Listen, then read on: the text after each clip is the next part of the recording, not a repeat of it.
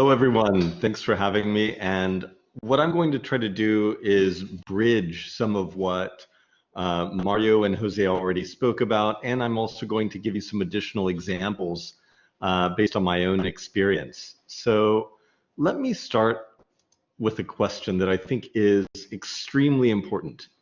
How do stories shape our realities? You remember Jose mentioning earlier the importance of sitting down and writing what you're thinking about, getting a very clear idea of it.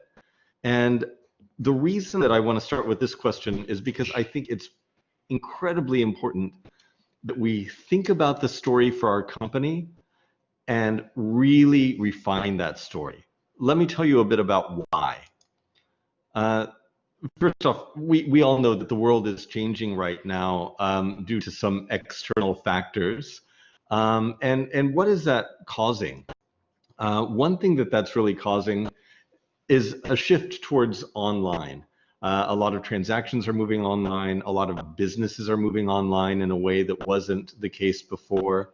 And for people like me who work business to business, B2B, we can't count on necessarily being able to go out and interact one-on-one and build rapport with people. I can't go to someone else's office all the time and meet with them face to face.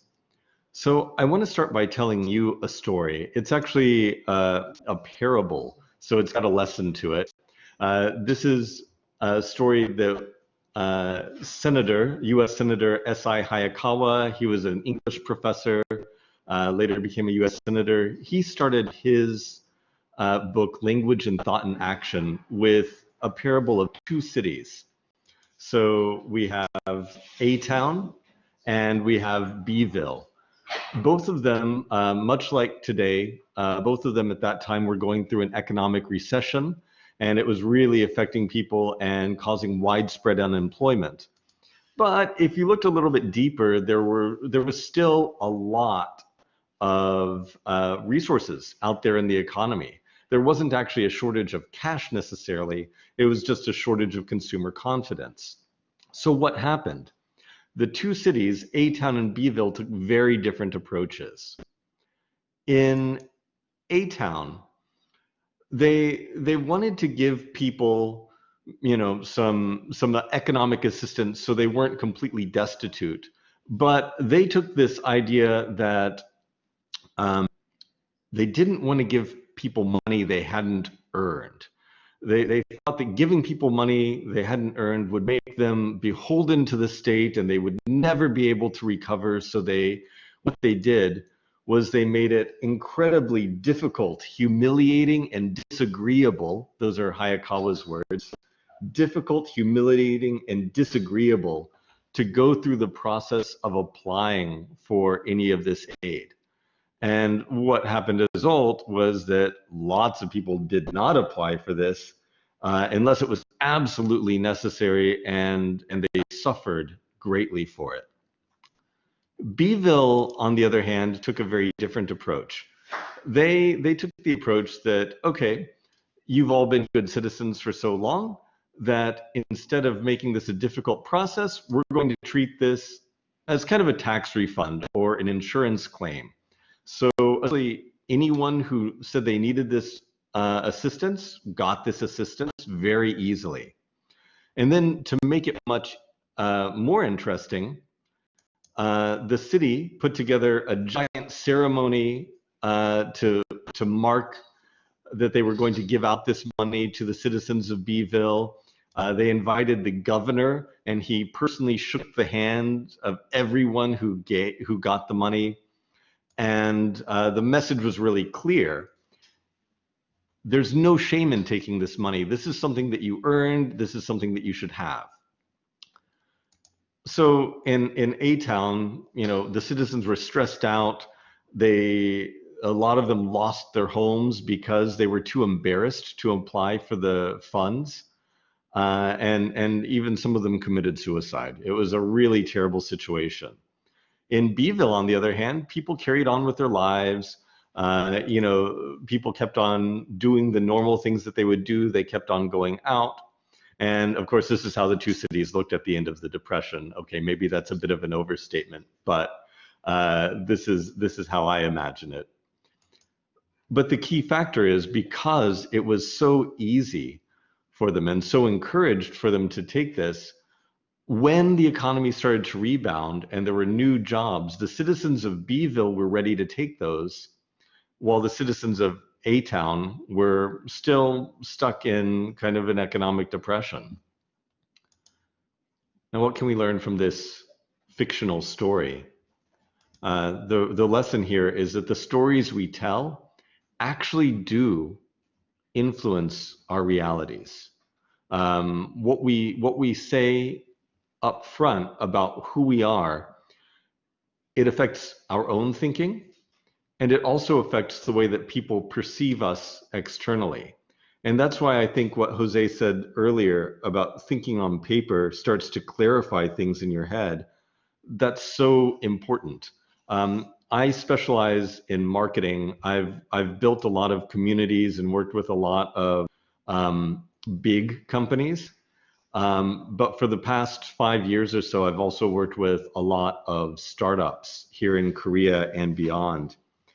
And one thing that I've noticed is having a clear story that you tell internally affects your marketing success as much as having a clear story that you tell externally.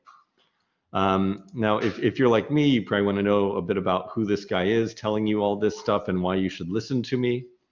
So again, I'm Erik Cornelius. I came to Korea back in 2005. I've worked almost exclusively with technology companies since then. And one of the things that comes up again and again that I notice is that tech companies like to talk about their technology, and tech companies like to talk about they like to talk about the product features. They like to talk about the things that they've developed. And as Mario reminded us, we have to have this emphasis on customers if we're going to be successful. And that's what I generally help companies do. I translate that engineering into English for companies. So I'd like to share a case study with you. I've been asked not to tell the name of this company, so we'll call them B Company for this case study.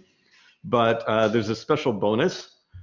They started as part of a university incubator right here in Korea. You're welcome to guess which university incubator that is, but I think it's probably pretty clear that it's very close to this building. So I'll say that much. So this product is called Pico Home.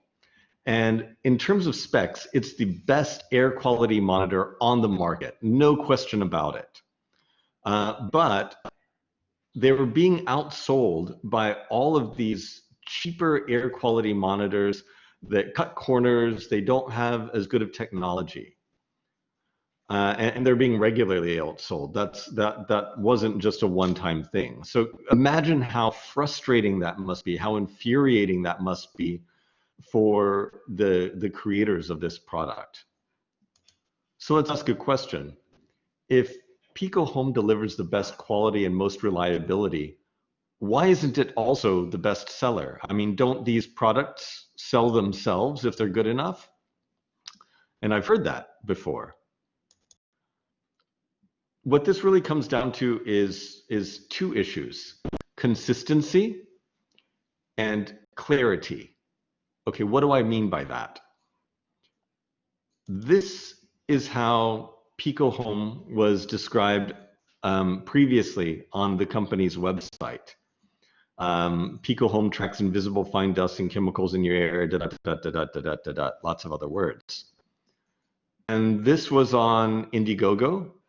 Pico, the world's tiniest air quality monitor.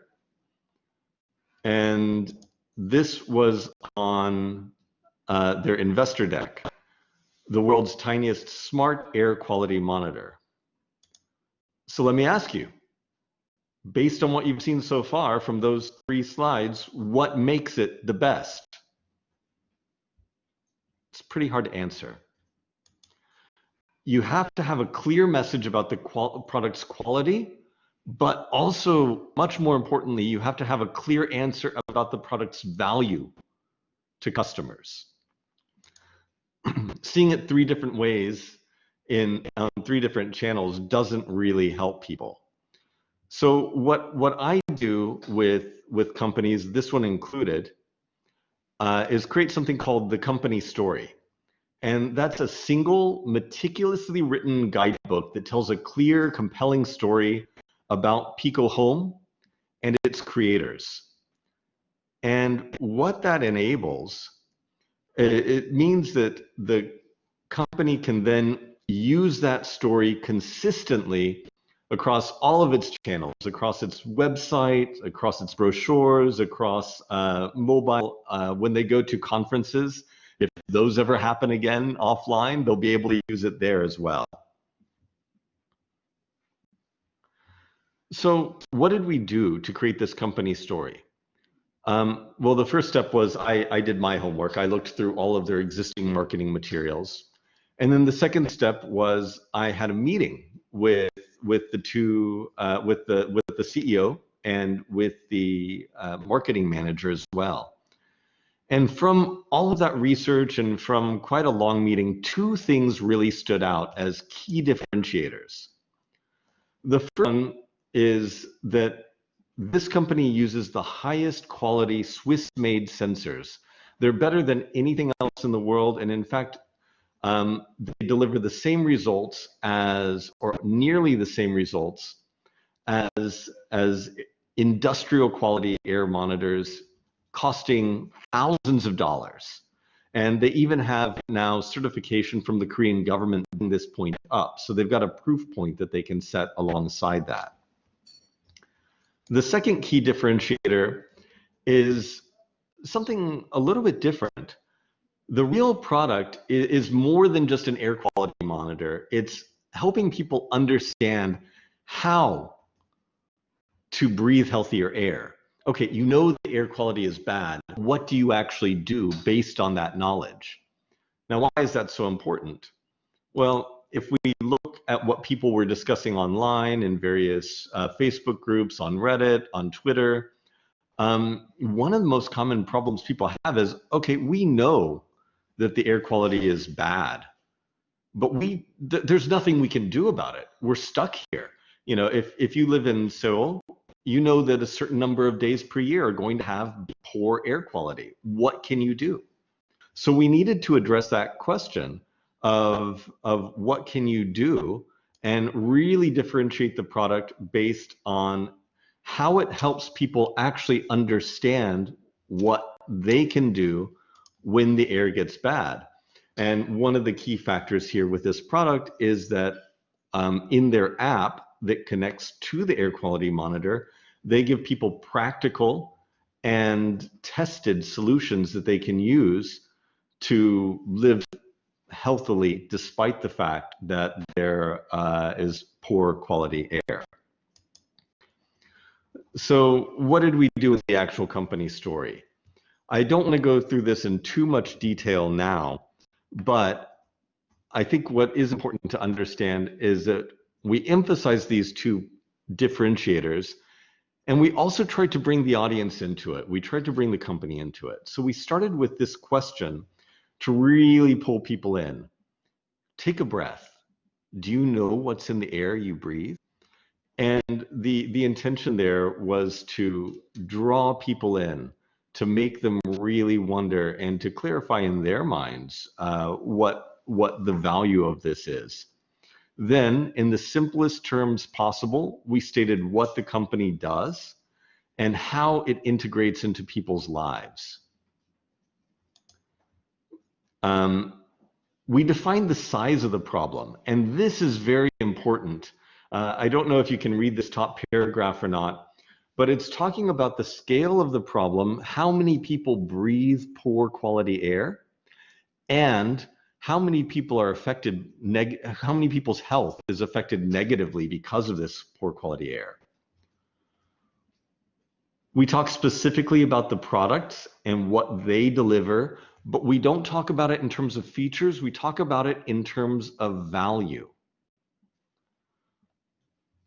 We talk about some of the key differentiators with these products and the mission that drives this company to to be better than any other. You remember Mario talking about how companies have to do good for society too.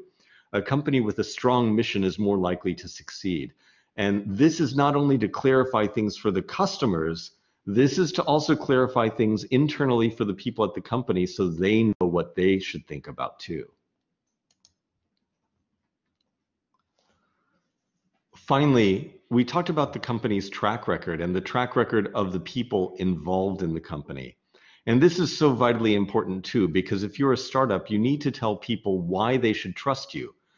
You don't have a recognized brand identity, so we can only base our trust in you on what you've done in the past. So this brings us to yet another question. How do I apply this to my career or to my startup? First off, understand this paradigm that we have to tell a clear, compelling story. It has to be clear and compelling across all your channels, not just one channel. And something very important with this, Jose talked about the importance of sitting down with pen and paper to make sure things are clear in your own head. But I'd like to introduce you to Erik's Law. Erik's Law states that Erik is wrong 70% of the time. So his ideas need to be tested, refined, and retested. And the corollary to Erik's Law is that you're probably not much different than Erik. So what does this mean? Once you've sat down and put things on paper, you need to take the time to test them. You need to take the time to talk to other people, and you need to take the time to talk to your actual target market and customers to make sure that the things that you say are just as clear to them as they are to you. And this is especially important if you're doing something like building a website, which both Jose and Mario emphasized doing. And they talked about the ease of doing that through online tools now. Your website will be great only if you make sure to test the language on it and make sure that it resonates with your customers. The second thing is to tell the right story about yourself. Like I said at the end of describing the company story, your potential customers, your potential investors can only trust you based on your previous experience. So that doesn't mean that if you haven't done anything super amazing in the past, you can't tell a good story. There are all kinds of stories that you can tell. I recommend looking into this concept of the 7 basic plots, and tell a story about something that you've done to overcome a big challenge, or how you've achieved something against all odds, or how you've gone on a journey and learned something. These will all help you just as much as telling a story about, doing something really incredible and making a lot of money. We can't all be Egon He. We can't all be Elon Musk. We can't all be, the president of a country before we start a startup. And finally, let me emphasize one more time, put your stories to the test. That's the one takeaway I want you to learn today, is put everything to the test.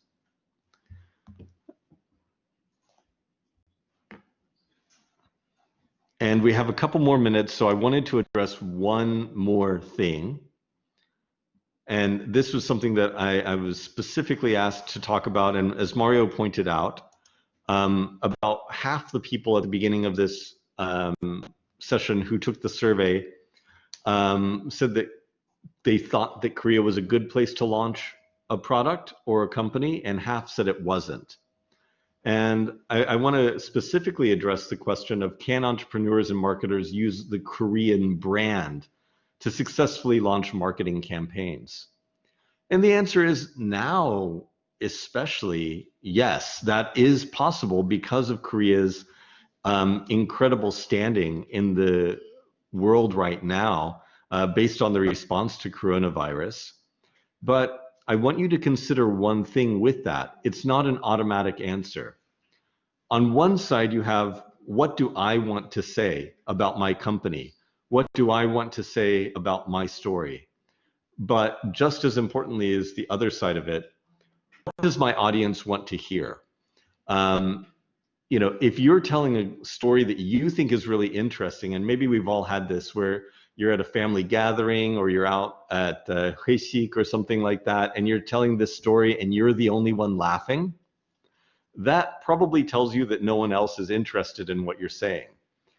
If you've developed an incredible technology and you're talking about it to potential buyers from an engineering perspective, and those prospective buyers are not engineers, then they might not want to hear the story from that angle. So you have to understand your audience. If they are interested in Korea, if they're knowledgeable about Korea, if they think that the Korean brand is a good brand, then yes, by all means, lead with that. If you're going into Southeast Asia, you can lead with that. If you don't know about your audience, or if you don't know if they're so interested in Korea, try to lead with the benefits for that person or that group in their own life or their own business. Thank you all very much. I'll be available to take your questions in just a minute. And if you need any help putting together your own company story or refining your ideas, you're always welcome to get in touch with me. I love to hear from startups across Korea. 감사합니다.